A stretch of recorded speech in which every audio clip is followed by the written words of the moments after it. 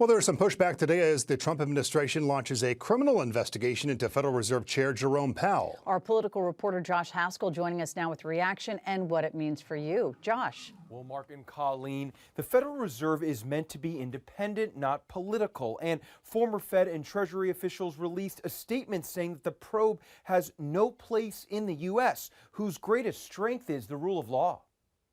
President Trump's DOJ investigating Federal Reserve Chairman Jerome Powell, sparking backlash from Democrats, some Republicans, and former Fed chairs.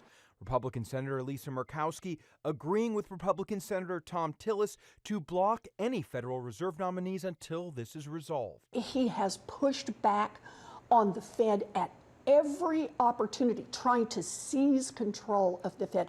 And this latest is weaponizing the Department of Justice. The investigation was announced by Powell Sunday night in a rare video message and is related to his testimony last year about the multi-year renovation of the Federal Reserve buildings in Washington, D.C. The threat of criminal charges is a consequence of the Federal Reserve setting interest rates based on our best assessment of what will serve the public, rather than following the preferences of the president. The financial markets were down this morning because of the probe, but recovered, closing at record highs.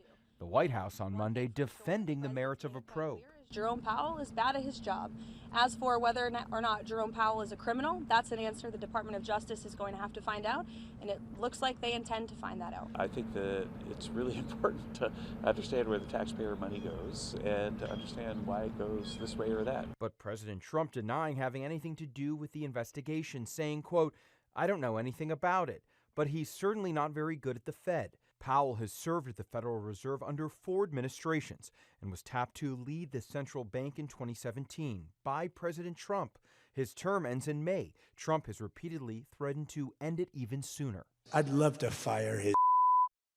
Financial experts say that the reason markets closed back up is because investors assumed the guardrails would uphold the Fed's independence and that investors are used to threats from the White House about the Fed and Powell.